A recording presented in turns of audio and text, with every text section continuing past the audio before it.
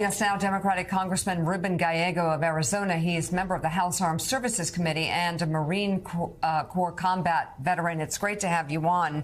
You get a sense of just how much Marjorie Taylor Greene owns Kevin McCarthy, that she can go on stage. And by the way, there is some things she said on stage I can't even repeat that were utterly disgusting. Let's just focus on what you can. It does represent you're not going to say it, though, so the don't. core. Yeah.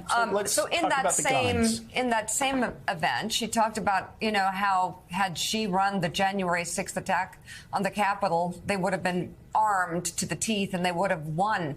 And what do you make of Kevin McCarthy allowing this to pass by? Does she really own him that much? Well, Mika, you said an interesting word, the word ally. And when you use the word ally, that means you have joint interests with joint common goals. So what is it saying about Kevin McCarthy that he has a joint interest and joint common goals with Marjorie Taylor Greene? What is that you're going to get from her, and what does she think that she's going to get from you? That is the scary part about this, because what Marjorie Taylor Greene is opposite of all American values, and whatever Kevin McCarthy has, what we know is that he has no values. He's just a power-hungry, Washington, D.C.ite that will do anything, including, align himself with someone like Marjorie Taylor Greene. And I think that's a very scary, scary combination for this country. And Mika, it's just like January 6th, Kevin McCarthy attacked Donald Trump. He did. He called him up. And called him out. He screamed at him on the phone. And then he goes down licking his boots, getting his picture taken with him at Mar-a-Lago. Because I guess it's people like Marjorie Taylor Greene, and this is the base. But at the same time, Congressman, you talk about this scary combination for the country.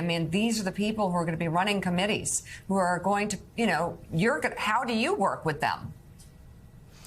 Well, look, for the sake of the country, there will be some Republicans that I will work with because there are some common values, and you do have to get things done for this country. But there are some people that I just will not.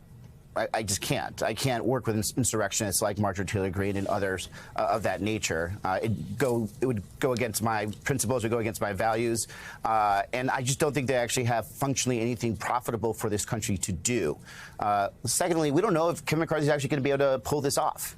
The crazy train has pulled in, the circus has put up the tent, and now the clowns are running around inside, and they're still not organized. So let's see what happens. At the end of the day, we may have something to work with. But, this is a very scary time for this country, because these members of Congress are more interested in power and what it will bring to them, not what they can do for the country. But, Congressman, will you be able to work with them on issues like Ukraine? You're just back. You see what's happening there, what's necessary, and you see what Joe Biden is navigating on the world stage there. And you have people like Marjorie Taylor Greene and others in the Republican Party, your colleagues, who are threatening that aid in some way, shape, or form, and saying things that signify they don't really have a sense exactly of what's at stake. Hey, look, I just organized a trip to CODA, a bipartisan trip. We do have many Republicans that still believe in supporting freedom, supporting a free country like Ukraine against an autocratic country like Russia. I think we can work with them. The problem that you have is that there's a small minority of Republicans that may hold the agenda on Ukraine and may overwhelm the more moderate to conservative members of the Republican Party. And let me tell you, it is worth the fight. We were there. It took a long time to get there. It was very tricky to get there. But you speak to the Ukrainian, you speak to the Ukrainian military, to civil society. They want to fight. They believe in the freedom. They are willing to sacrifice everything they can to get that freedom. And even better, what I heard is what they want to do after the war. They want to return to a country that is better than when it started, a country that is free of corruption, a country that is closer to the West, a country that we could always count as an ally. I think that's something that we, as a freedom-loving country, should be there to support. Congressman, your name has been in the papers over the past couple of days in relation to Kyrsten Sinema going from being a Democrat to an independent. Many say you're considering a run for that seat in 2024. What are your thoughts?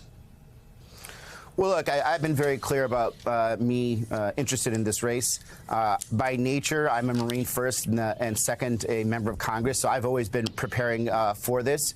And, Kyrsten Kirsten has decided to move to an independent. I think, that's not the end of the world. What really is in the world is that she really doesn't match Arizona values anymore.